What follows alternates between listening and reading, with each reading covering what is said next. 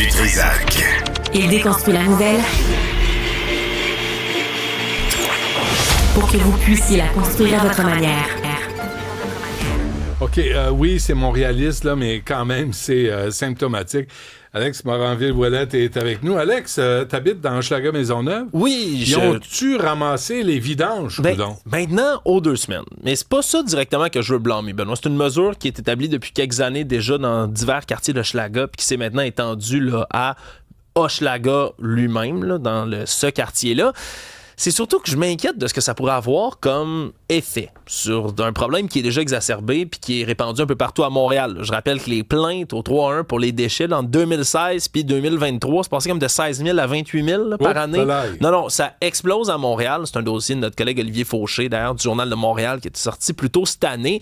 Il y a même un article aussi du 24 heures, Geneviève Abran, la journaliste, elle, qui avait fait le tour des gens de Hochelaga pour savoir, tu sais, ça vous dérange-tu cette mesure-là?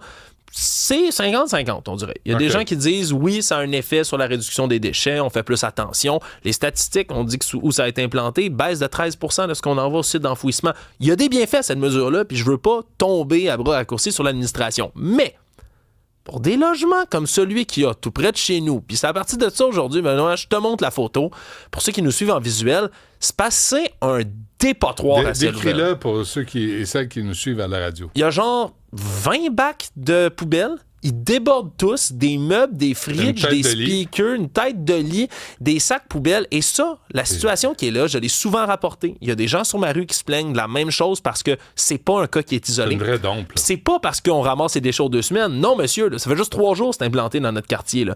Ça, c'est là à longueur d'année. Les plaintes qu'on multiplie, il se passe rien. Et c'est ce qui m'a poussé à poser des questions. Il y a des regroupements communautaires, des groupes Facebook, entre autres. Hochelaga, mon quartier, pour ceux qui connaissent bien, c'est un endroit où beaucoup de gens se rassemblent pour partager toutes sortes de choses sur le quartier dans lequel on vit.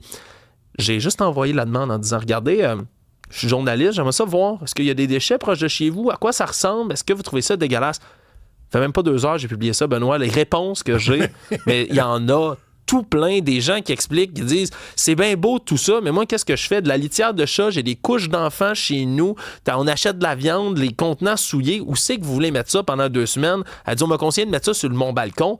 C'est parce qu'au gros soleil, savez-vous ce que ça sent, tout ça?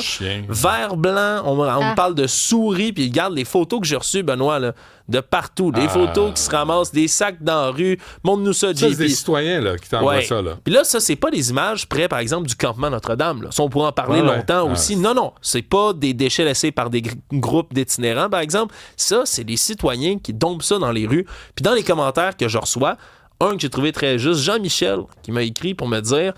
Ça nous est arrivé pendant des années dans notre bloc parce qu'il y avait un locataire aux prises, on en voit d'autres, aux prises avec des problèmes de santé mentale. Puis ça, c'est un autre grave problème, c'est que c'est une approche qu'on a beaucoup de dire oui, c'est collaboratif, on incite les gens à jeter leurs déchets au bon moment.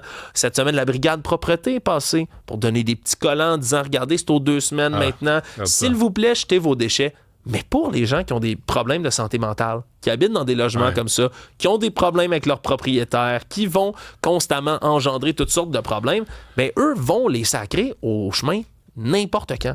Sur ma rue, c'est exactement ce qui se passe. Les gens, c'est pas que la consigne n'est pas claire.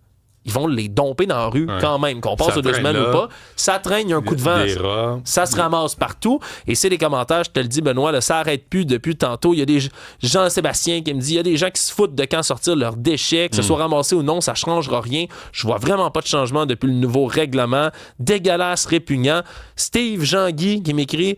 C'est qu'un début. Attendez que l'hiver, la neige va tomber là-dessus. On va s'en laver les mains. Ça va être pire rendu au printemps. Puis j'imagine, ce serait intéressant d'avoir des réactions des autres arrondissements, même des autres villes là, à travers le Québec. Comment ça se passe? Là, les gens...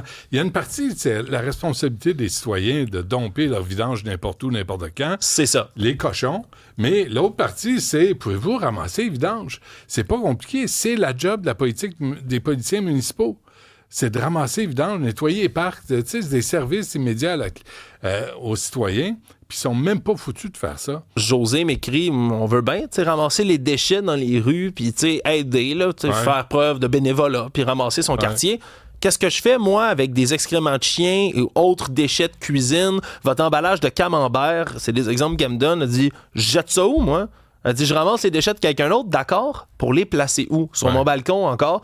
Non, vraiment, il y a toutes sortes de commentaires, puis ça continue à m'écrire depuis tout à l'heure, Benoît. Je pense, ça montre qu'il y a quand même une préoccupation. Encore une fois, on n'est pas nécessairement contre les déchets aux 2 semaines puis la récolte, mais s'il y a déjà des dômes comme celle que j'ai montrées qui existent avant même qu'on soit rendu aux 2 semaines, mais qu'est-ce que ça va être quand ça va passer aux 2 semaines? C'est le fun, hein? La vue sur les vidanges comme ça. Ben oui. Ma copine trouve ça pittoresque. Là. Chaque jour, on est heureux. Là, vous avez une plainte, là, faites le 3-1 pour informer la ville, mais inquiétez-vous pas, ils viendront pas.